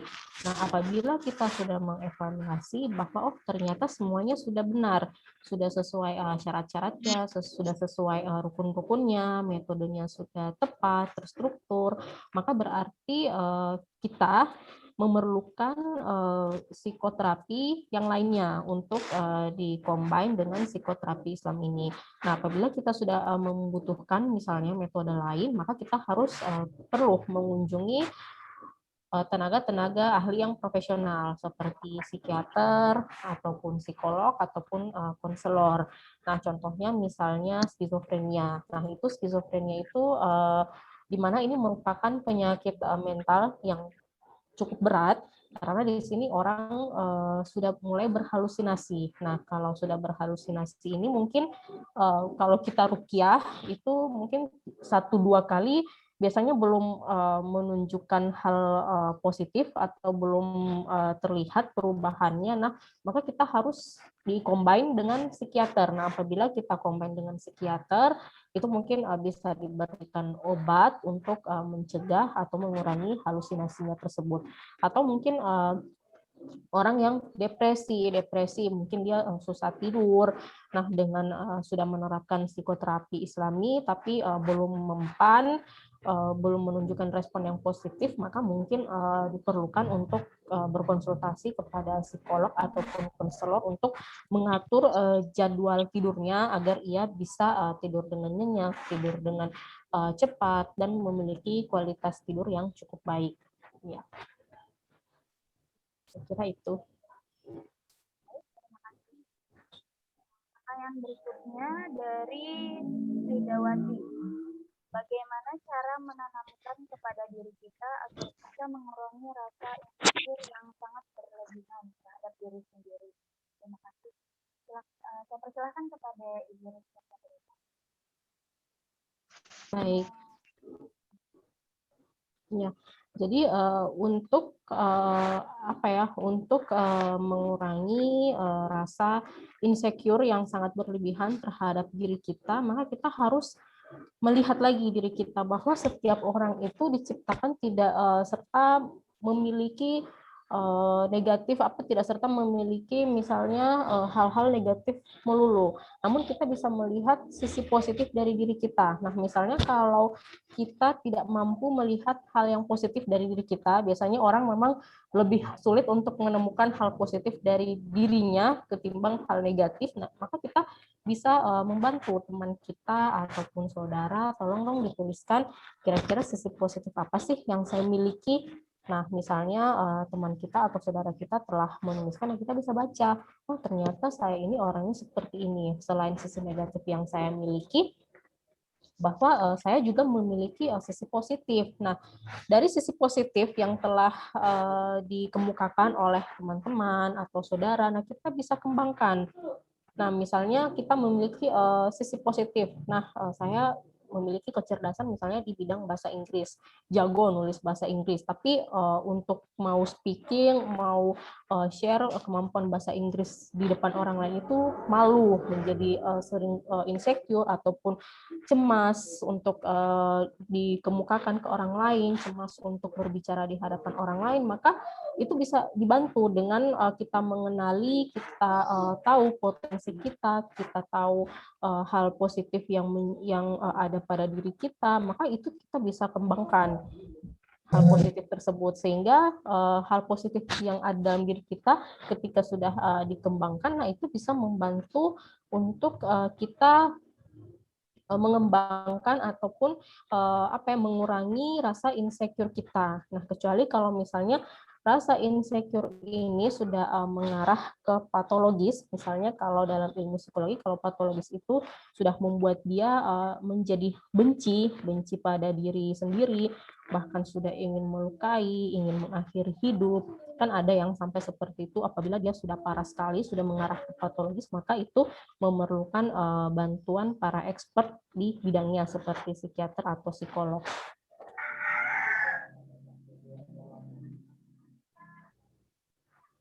Baik, terima kasih. Iya, iya sama-sama Ibu Moderator. Pertanyaan selanjutnya dari Mujahadah. Dia bertanya tentang psikoterapi Islami, bagaimana caranya mengatasi rasa khayalan yang tinggi, yang kadang bisa datang tiba-tiba ketika kita ingat sesuatu yang diakibatkan pengalaman yang suram. Jadi ini kaitannya dengan pengalaman traumatis tadi itu.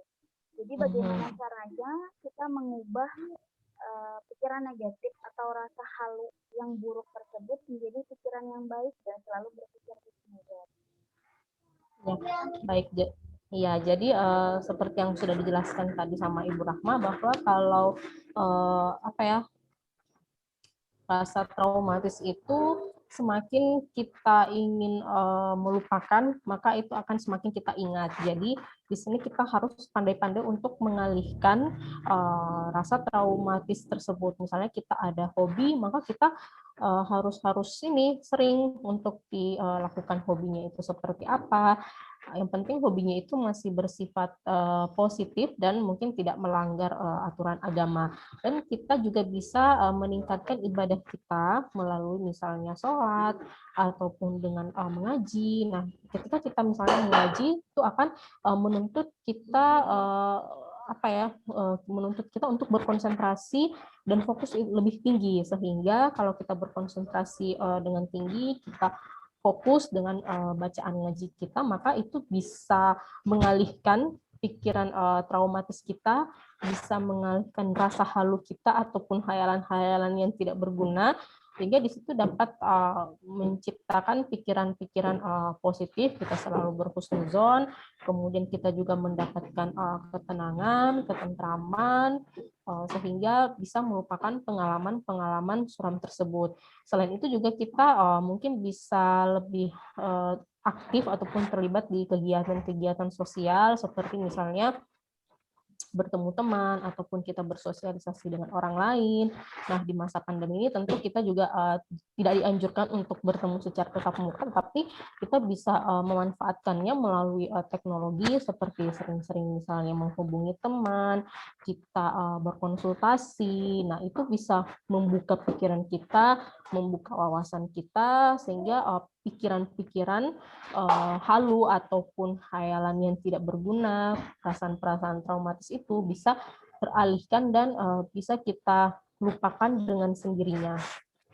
Sebenarnya tidak dilupakan sih, tetapi lebih direpress ke alam bawah sadar, karena kalau untuk dilupakan itu sangat susah, tetapi karena dengan adanya kegiatan-kegiatan yang kita lakukan, yang kita jalani, maka itu akan terrepress dengan sendirinya. Ada lagi dari webinar hari ini yang mau ditanyakan, dipersilakan.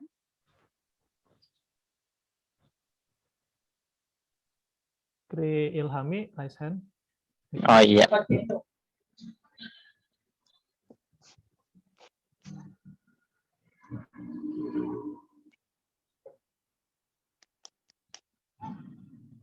Suara Hikmah unmute ya. Aku ambil alih. Silakan Fikri ya.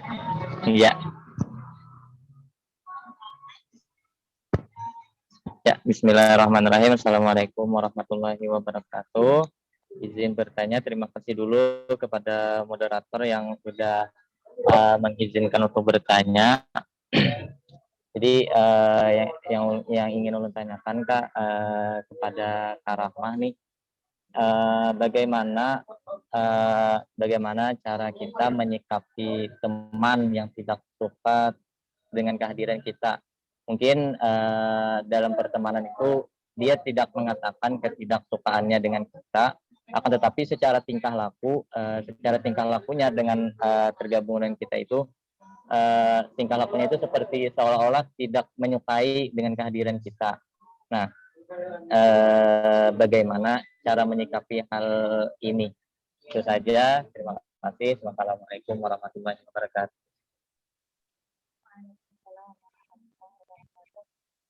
Silakan kepada Ibu Hardiansyah Rahmah. Oke, baik. Terima kasih Fikri. Dalam proses interaksi itu ada namanya proses-proses yang kita itu berhubungan dengan orang lain, kita bisa mendapatkan hal yang positif, dan juga yang disebut dengan toxic relationship. Yaitu ketika kita berhubungan dengan orang lain, bukan malah kita dapat hal yang positif, tapi mungkin kita merasa tidak nyaman, atau kita mendapatkan hal-hal yang negatif, atau malah hal-hal yang merugikan kita. Jadi silahkan kita memilih. Jadi kita berteman dengan semua orang, dengan banyak orang boleh, tapi ketika kita memilih orang yang dekat, silahkan pilih orang yang memang membawa kita kepada hal-hal yang positif. Misalnya tadi seperti yang Fikri katakan, ada seorang teman yang kayaknya itu kalau sama kita kayak kurang nyaman, ya sudah, kita tidak perlu terlalu dekat sama dia, kita berinteraksi atau berhubungan secukupnya saja. Tidak kita usahakan jangan terlalu baper dalam berinteraksi sosial, karena sifatnya manusia itu mereka sudah punya kok orang-orang yang akan bisa saling support kepada hal-hal yang positif dalam kehidupannya, baik lingkungan kerja, atau lingkungan sekolah, atau lingkungan perkuliahan, dan lingkungan masyarakatnya. Misalnya seperti itu. Otomatis, jadi misalnya nih, kalau istilahnya kita di kampus kayak seleksi alam, Anda di kelas itu misalnya Anda ada 60 orang, ada 50 orang, atau Anda ada sekian puluh orang, itu saya yakin Anda tidak dekat dengan semua orang kan ya. Jadi ya silahkan Anda akrab dengan orang-orang yang Anda merasa nyaman, tapi tetap berteman dengan semua orang. Maksudnya jangan sampai kita, ini tuh pada bagus tuh, ini tuh kayaknya membawa pengaruh negatif aja, sudah jangan dikauni. Padahal yang lain di ini juga bukan seperti itu, tapi kayak ya sudah, silahkan lakukan hubungan interaksi sosial yang biasa, yang sekedarnya saja. Tapi kalau Anda merasa tidak nyaman, ya Anda cukup sekedarnya, tidak usah memaksakan diri untuk menjadi baik kepada semua orang. Ingat, kita ini manusia biasa, selain malaikat yang mungkin sifatnya itu kayak bisa disukai, bahkan Rasulullah yang Nabi aja masih banyak kok yang benci kayak gitu. Jadi kayak kalau kayaknya orang tuh pada suka atau pada dekat dengan kita, ya udah menjauh aja, daripada Anda nanti berada dalam lingkaran toxic relationship ini. Banyak. Jadi konsep toxic relationship itu bukan hanya tentang Anda punya hubungan buruk terhadap pasangan atau misalnya terhadap keluarga, bukan. Tapi dalam lingkaran sosial Anda, ketika Anda dimanfaatkan orang lain ke hal yang negatif, berarti hubungan Anda dalam lingkaran itu sudah toksik atau sudah hal yang tidak baik, dan Anda harus segera menjauh atau segera memberi jarak pada interaksi tersebut. Jadi silahkan berteman dengan siapa saja, tapi akrablah dengan orang-orang yang bisa membawa kepada kebaikan. Apalagi Fikri ini sudah ini nih, sambil kuliah sambil kerja, pasti sudah punya pengetahuan tentang wawasan lingkungan yang luas lah, bagaimana rekan kerja, bagaimana di masyarakat, bagaimana lingkungan pertemanan. Makanya sekarang kan kayak kita teknologi internet sudah canggih. Nah, seperti saya sekarang sama Mbak Rizka, walaupun di Palu, tapi masih bisa berinteraksi melalui media internet. Jadi jauh di mata tapi tetap dekat di hati, bahasanya seperti itu. Jadi walau misalnya di sana, misalnya di mana nih, Fikri, di Teweh ya, di Teweh ini lingkungannya kadang kurang support misalnya, tapi kan masih ada teman-teman di STIK yang misalnya walaupun kita tidak bisa bertatap muka, tapi kan kita masih bisa sharing, kalau misalnya ada masalah masih bisa hubungi via WhatsApp atau apa, masih bisa video call dan lain sebagainya. Intinya kalau Anda karena hati-hati ya, ketika Anda punya lingkungan yang negatif, itu juga bisa berpengaruh pada kondisi mental Anda. Jadi Anda tidak, tanpa terasa Anda malah punya sikap atau perilaku atau pemikiran yang negatif karena selalu berada di lingkungan yang negatif, misalnya gosip aja atau nonton sinetron aja kan mama kayak itu kan. Jadi lihat bagaimana lingkungan Anda akan mempengaruhi Anda. Jadi lingkungan itu hampir 70% akan sangat berpengaruh pada kehidupan kita. Kalau merasa lingkungannya ya kayaknya orang tidak nyaman deh dengan saya, sudah menjauh aja, cari orang-orang yang bisa membawa kita kepada hal-hal yang positif. Mungkin seperti itu ya, Ibu Moderator. Terima kasih, Bu Yanti. Kita lanjut ke pertanyaan berikutnya dari Siti Khadijah. Bagaimana cara seseorang berdamai dengan diri sendiri dengan cara yang positif? Karena ketika seseorang mendapat masalah lalu dia tertekan, dia sering menyalahkan dirinya sendiri terhadap apa yang terjadi, sampai-sampai pada akhirnya seorang tersebut menyakiti dirinya sendiri seperti memukul kepala, menyelet tangan, dan lain-lain yang menyakiti fisik. Baik, kepada Ibu Rizka Sabrina. Ya, baik, terima kasih untuk Ibu Moderator. Jadi ini yang saya tangkapnya, kalau misalnya seseorang ada terjadi memperoleh sebuah masalah, kemudian ia merasa tertekan, kemudian ia mulai memukuli kepala, menyilet tangan, dan lain-lain, ataupun menyakiti fisik, berarti ini seseorang sudah melakukan tindakan self-destruktif. Self-destruktif itu di mana sebuah kegiatan yang menyakiti diri sendiri atau merusak diri sendiri. Nah, apabila seseorang sudah ada kriteria atau ciri-ciri seperti ini, maka ini tidak bisa untuk dihandle secara sendirian. Karena kalau sendiri, biasanya akan kesulitan untuk mengontrol dia untuk menyakiti dirinya sendiri. Jadi di sini mungkin kita bisa libatkan temannya, kita bisa libatkan keluarga untuk misalnya memberikan edukasi bahwa si seseorang ini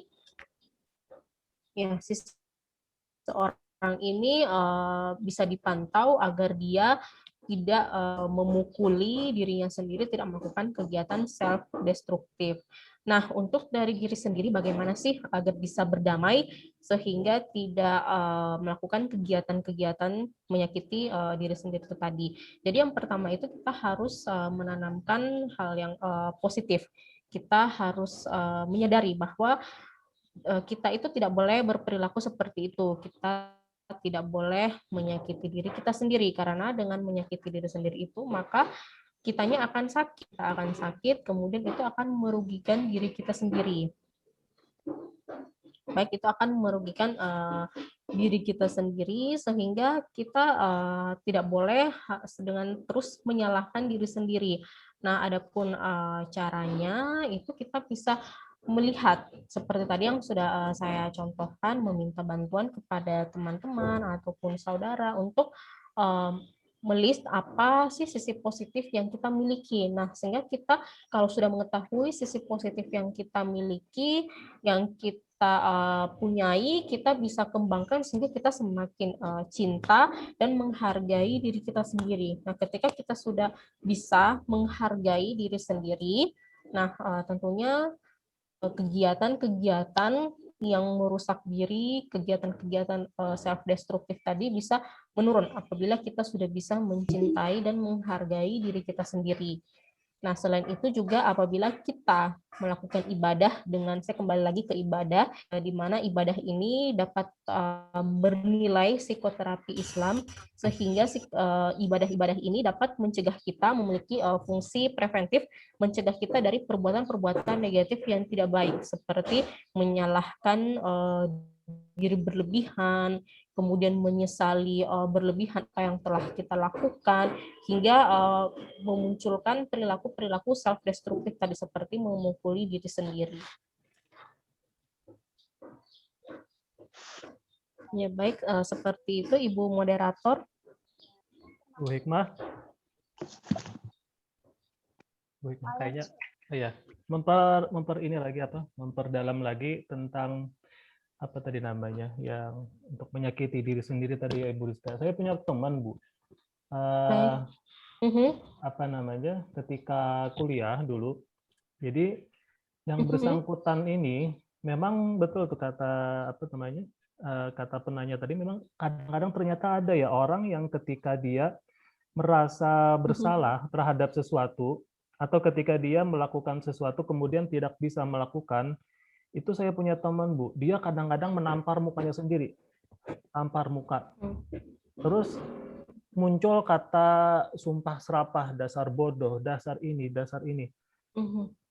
Saya dulu melihatnya memang agak aneh ya orang itu ya. Kalau sebenarnya kalau segi ibadah sih sebenarnya bagus aja Bu sebenarnya.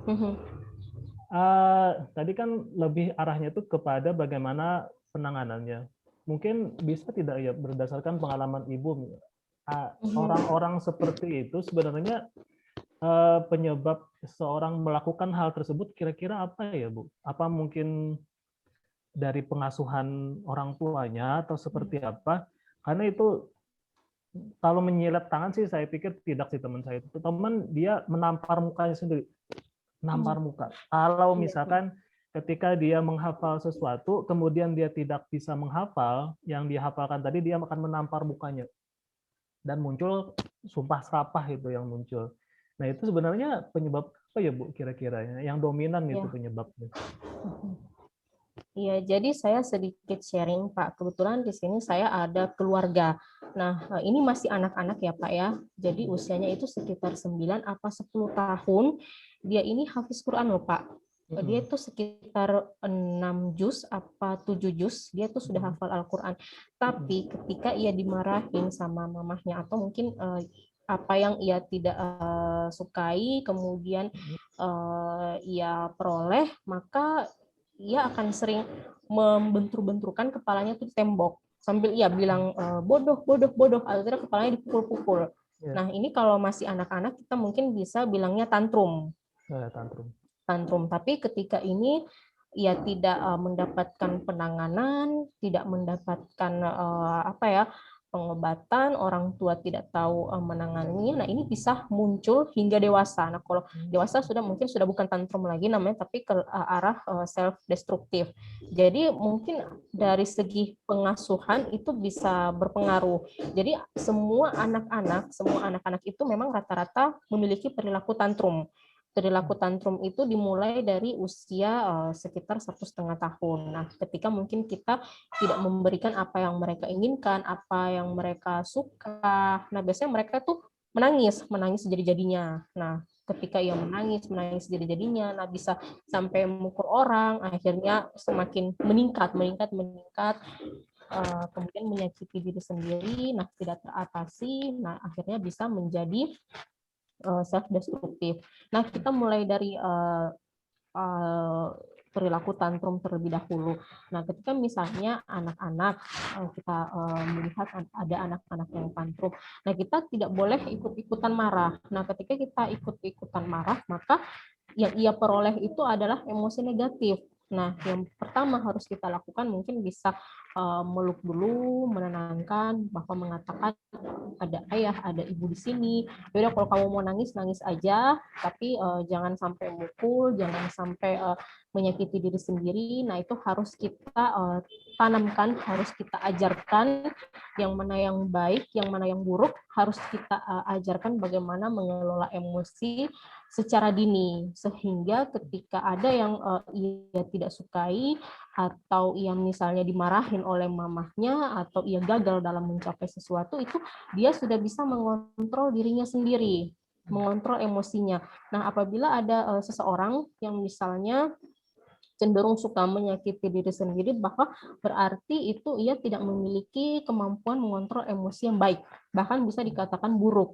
Nah, karena dia itu menyakiti diri sendiri, berarti dari kecil, dari mungkin dia diasuh, dia tidak diajarkan bagaimana mengontrol atau mengelola emosi yang baik.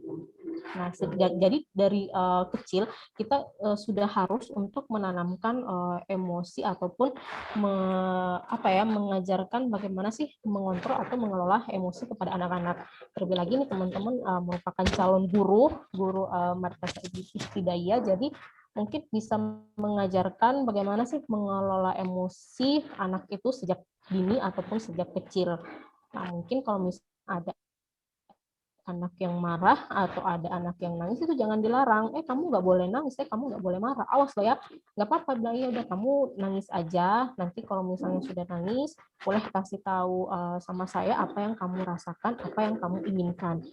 Jadi anak-anak itu dikenalkan bagaimana sih mereka itu bisa mengenal emosi terlebih dahulu. Mereka mengetahui marah itu apa, sedih itu apa. Kemudian kita mengajari loh, kalau misalnya marah itu kamu tuh nggak boleh mukul, boleh marah, boleh kesel, itu manusiawi. Kamu boleh marah, boleh kesel, tapi tidak boleh memukul, tidak boleh menyakiti diri sendiri. Kalau mau marah, boleh marah. Kalau misalnya kamu dia anaknya susah untuk misalnya tidak susah untuk tidak memukul atau masih berkeinginan untuk memukul orang lain, mungkin bisa dipisahkan dulu ruangannya. Ya udah kamu marah di situ dulu. Nah, kalau misalnya kan sudah selesai marah, kamu boleh gabung ke teman-teman yang lain. Jadi penting bagi kita pendidik maupun guru itu mengenalkan berbagai macam emosi itu ke anak-anak. Jadi dengan kita mengenalkan berbagai macam emosi, kita kita mengatasi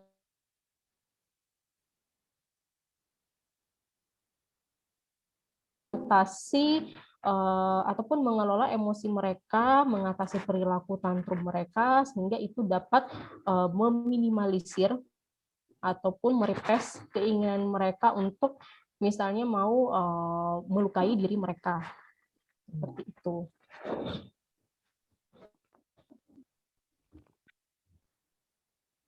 Ya, terima kasih, Bu.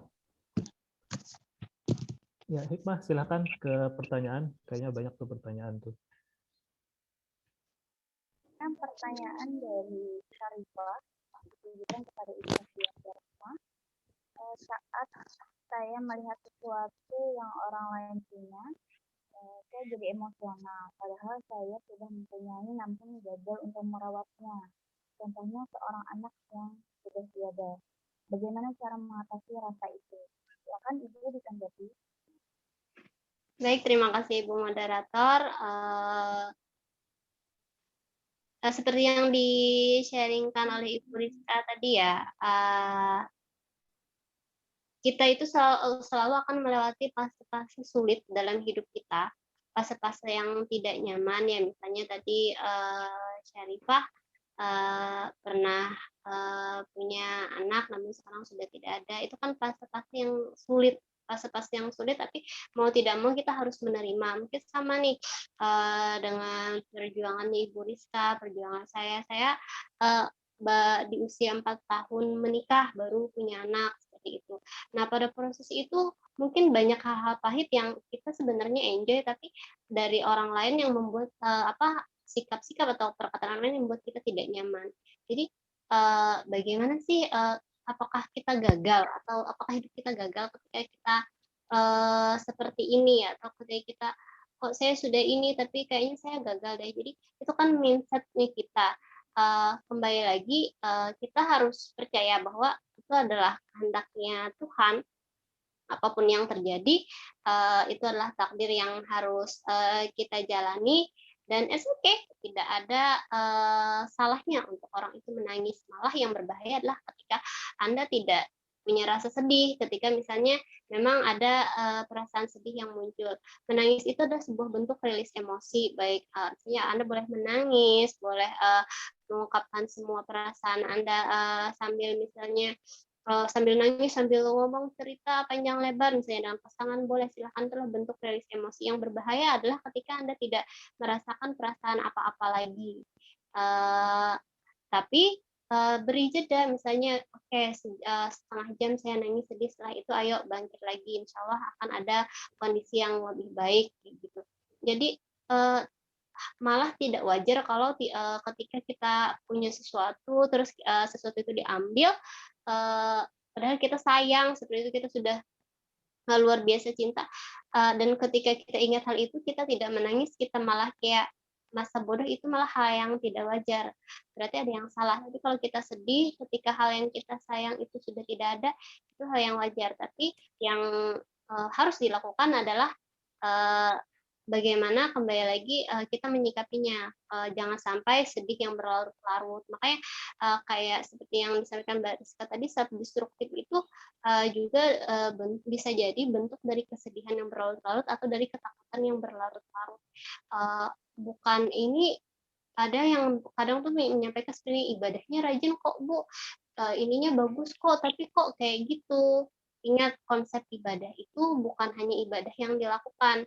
Konsep beragama itu bukan hanya bentuk perilaku saja. Konsep beragama itu Anda punya pengetahuan, Anda memahami pengetahuan itu, Anda memaknai.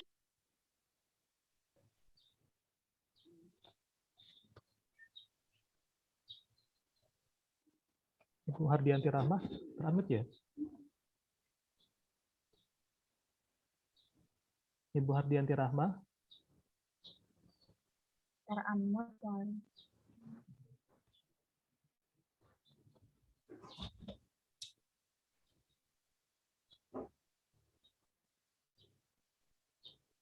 Saya misalnya ketika itu melakukan KDRT di rumah, ya kembali lagi, konsep ibadah atau konsep beragama itu bukan hanya Anda rajin ibadah, tapi kalau Anda rajin ibadah tapi Anda tidak memaknai dari hati, ya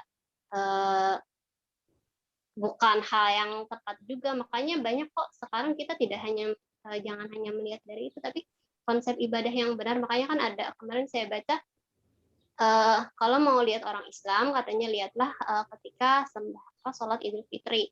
Tapi kalau mau lihat orang beriman, lihatlah orang-orang yang sholat subuh di masjid atau di langgar-langgar. Itu kan bentuk ketetapan hati, itu dari perilaku. Tapi bagaimana kalau dari konsep memaknai dan mendalaminya, lihatlah perilakunya dengan keluarganya.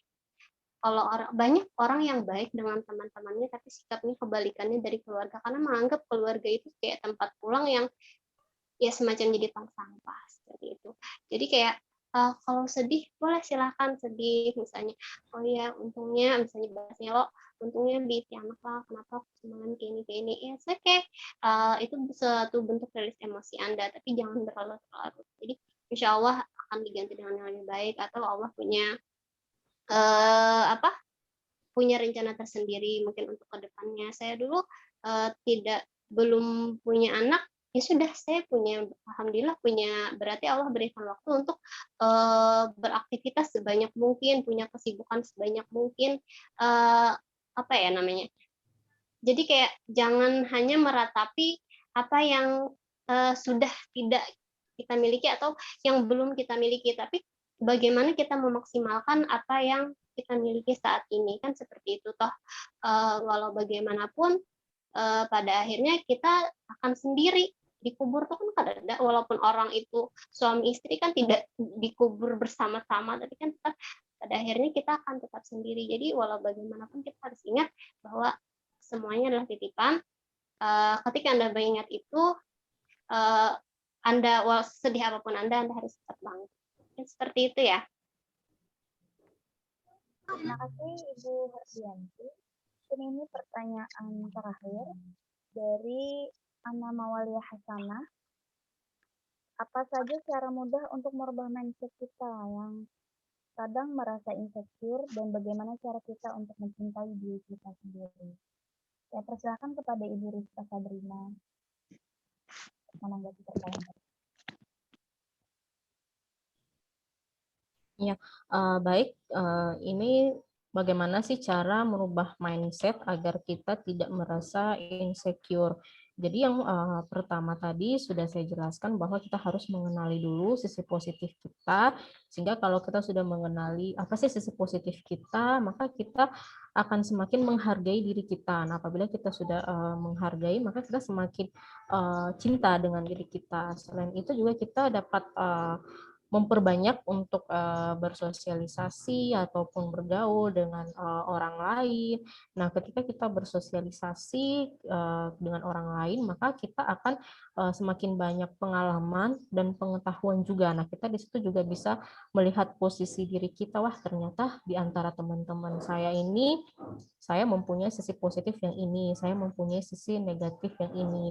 Maka ketika kita sudah mengenali diri kita, maka kita akan semakin mudah untuk menghargai diri kita dan akan menimbulkan perasaan cinta kepada diri sendiri.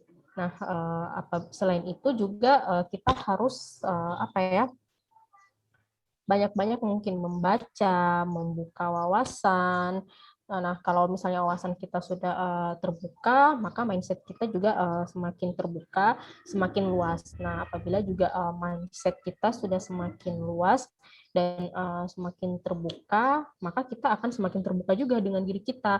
Nah, kalau kita sudah terbuka dengan diri kita sudah bisa sudah bisa menerima hal-hal negatif yang menjadi diri kita. Nah, kita sudah bisa juga melihat sisi positif kita. Nah, kalau kita sudah bisa melihat sisi positif, maka kita akan bisa mengembangkan diri kita menjadi yang lebih baik lagi.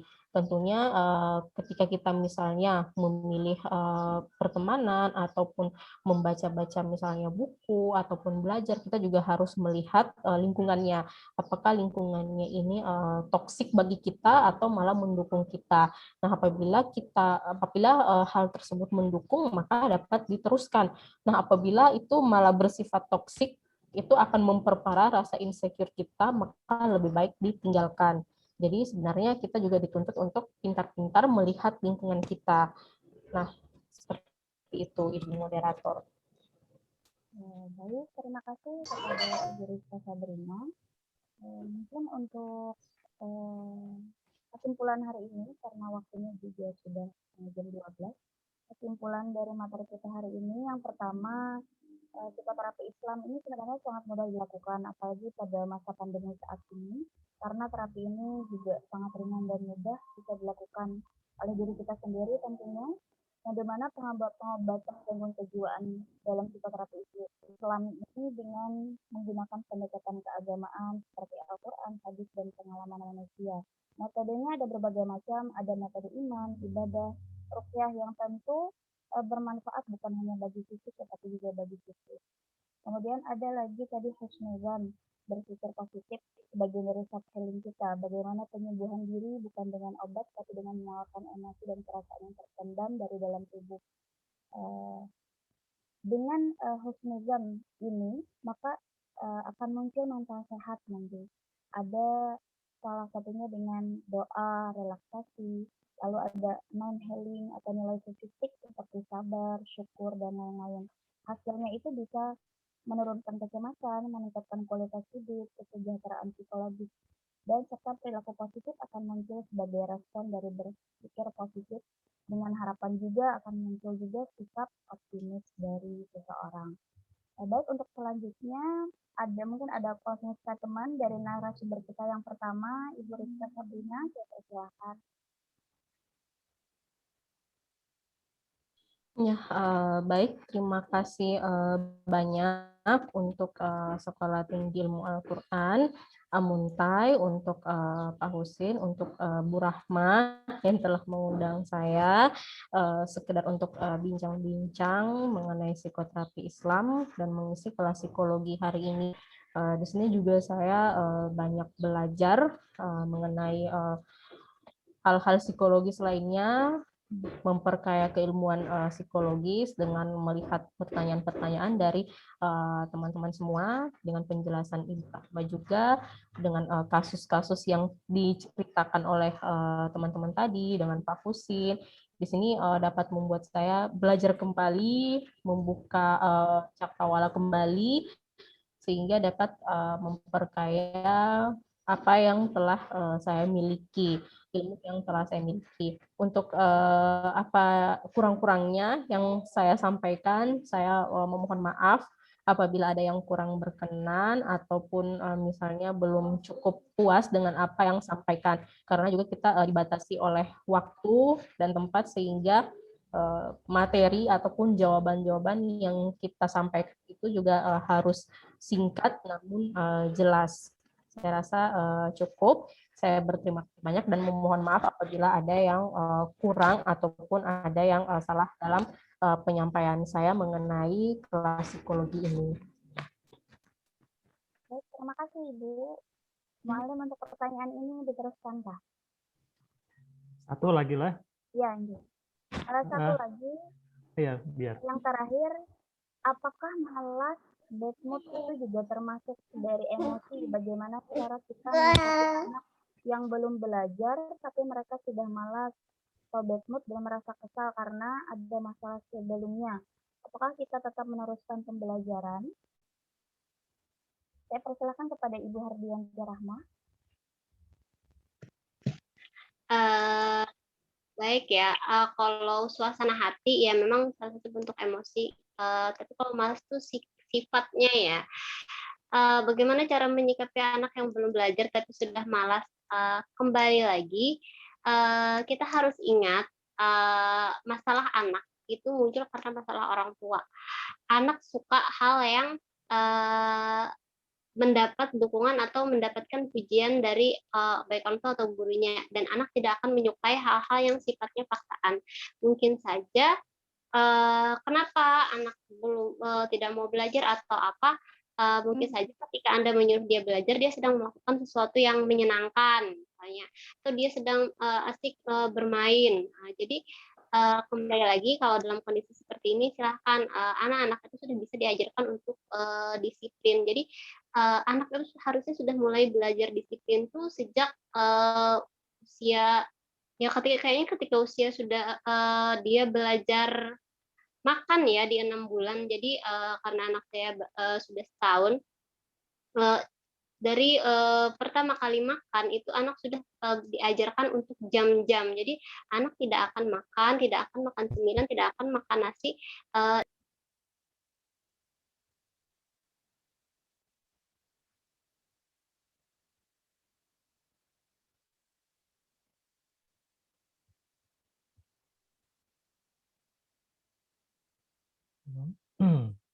Ter-unmute ya, Hardianti Rahma. Hikmah. Ter-unmute kayaknya mualimnya. Iya. Enaknya di sekolah itu apa namanya, guru kan tahu, oh ini jam belajar, jam bermain, kan itu bentuk disiplin. Nah, ketika PJJ, maka kondisinya adalah anak punya masalah karena belajarnya hanya ketika mamanya atau ayahnya luang. Jadi walaupun pada sekarang pembelajaran jarak jauh, anak harus punya disiplin waktu. Walaupun sih kadang ustazahnya kan atau gurunya, ini Pak nanti mungkin maksimal dikumpulkan jam 5. Jadi orang tuanya mungkin punya lowong, terserah aja kapan bisa. Jadi orang tua bukan seperti itu, tapi harus tetap menegakkan waktu kapan dia belajar, kapan dia bermain. Biasanya masalahnya ketika anak tidak mau belajar itu karena memang pada kondisi itu mungkin anak lagi senang-senangnya melakukan apa. Jadi bukan malas atau bad mood ya, tapi permasalahan pengelolaan waktu. Biasanya sumber utamanya seperti itu. Kayaknya kalau memang waktunya ini jam makan, ini jam ini, boleh tidak sih lewat? Boleh kalau lewat sedikit, tapi jangan kebablasan. Jangan sampai misalnya main terus nggak ada belajar. Nah itu juga salah karena terlalu dibebaskan. Pada akhirnya anaknya tidak mau lagi belajar, bisa juga, atau belajar terus anak tidak mau main. Itu juga bisa buat anak tuh emosi akhirnya. tidak ingin lagi belajar, bosan belajar terus misalnya. Jadi harus balance, ada waktu untuk anak belajar, ada waktu untuk anak bermain. Ketika itu balance dan ada ada omong-omongan, ada kontrak dari orang tua, nanti jam sekian belajar ya, nanti jam sekian waktunya bermain ya, maka sepertinya anak tidak akan sampai pada kondisi dengan memiliki suasana hati yang buruk. Mungkin begitu ya, Ibu Hikmah. Terima kasih kepada Ibu Hardianti Rahma. Mungkin langsung Ibu silakan untuk menyampaikan closing statement kita untuk webinar pada hari ini. Oke, yang pasti saya ucapkan terima kasih banyak ya kepada Ibu Sabrina yang hari ini bersedia untuk berbagi keilmuan dan pengalaman baru kepada kita semua. Alhamdulillah kita bisa meluangkan waktu hari ini, walaupun seperti kata Mualim Husin tadi, kita semua hari ini seharusnya hari libur, tapi baik kita sebagai pemateri dan teman-teman semuanya, mahasiswa-mahasiswi STIQ Muntai dan yang lain masih mau berada di sini untuk mengikuti diskusi-diskusi kita hari ini. Di antara kesibukan-kesibukan yang lainnya, saya ucapkan terima kasih banyak. Yang pasti pesan saya, jangan lupa bahagia, karena kalau Anda bahagia, maka sepahit apapun hidup Anda, semuanya akan menjadi mudah. Seperti yang disampaikan tadi, bagaimana cara mencintai diri sendiri. Cintai diri sendiri dengan tumbuhkan rasa bahagia. Jangan sampai kayak saya berusaha mencintai diri saya sendiri, tapi kayaknya saya bukan orang, saya ini saya tidak cantik, tidak pintar, dan lain sebagainya. Ingat, dari 1000 hal jelek yang Anda pikirkan, pasti masih banyak hal baik yang terselip, yang mungkin hanya Anda lompati saja. Anda merasa, itu mah semua orang bisa, itu mah semua orang bisa, mungkin seperti itu. Jadi, jangan lupa bahagia, seburuk apapun penilaian orang tentang diri Anda, ingat bahwa itu tidak menciptakan seseorang itu dengan ya, setiap manusia itu terlahir istimewa, terlahir dengan hal-hal baik. Bahkan orang yang terlahir tanpa kaki atau misalnya tanpa tangan itu pun punya hal-hal istimewa yang bisa dia lakukan. Jadi self love, silahkan cintai diri Anda sendiri terlebih dahulu. Ketika Anda mampu mencintai diri Anda akan mampu memaksimalkan potensi Anda, dan jangan lupa hargai dan bahagiakan orang-orang terdekat Anda yang tulus menyayangi dan mencintai Anda.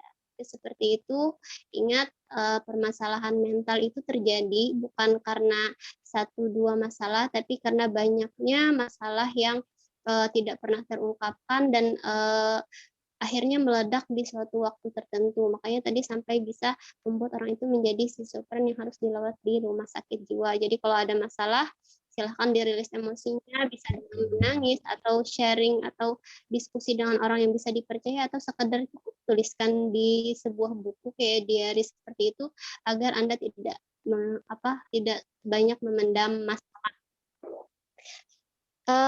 Terdengar ya, Ibu Hikmah? Apa? Ya, terdengar. Oh ya, begitu saja. Semoga bermanfaat.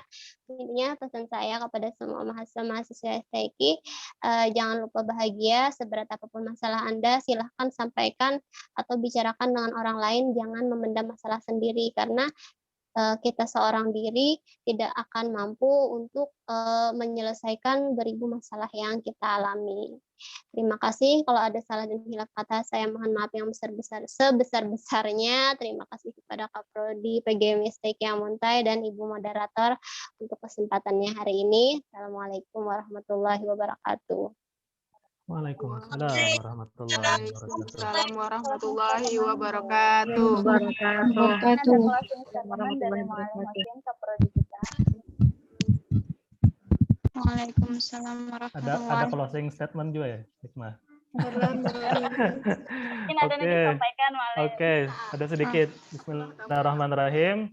Ya, pendek aja, sudah jam 12. Terima kasih kepada para pemateri, Ibu Hardianti Rahma, Ibu Rizka Sabrina, kepada Ibu Hikmatur Waida, kepada mahasiswa semuanya. Paling tidak kita mendapatkan hari ini ya, ragam pencerahan. Mungkin ini salah satu salah satu acara kelas yang cukup banyak pertanyaan ya Hikmah. Kita kan ada beberapa kali kita mengadakan. Saya sendiri ada beberapa catatan sih sebenarnya pertanyaan tadi ada sekitar 3 pertanyaan, tapi tidak sempat ditanyakan karena memang banyaknya pertanyaan dari mahasiswa karena memang permasalahan pribadi ini kadang-kadang penting juga di-share kepada orang lain. Bagaimana bisa saja kan permasalahan kita itu bisa dialami orang lain dan bagaimana orang lain bisa mengatasinya itu tuh. Melewati fase-fase sulit tadi itu kan sebenarnya kita harus bertanya dengan orang yang pernah mengalami fase tersebut. Termasuk kalau tidak salah ya waktu itu pun termasuk juga ya penyembuh bagi luka yang dialami oleh seseorang. Jadi ada satu bagus tuh pertanyaan statement dulu ya.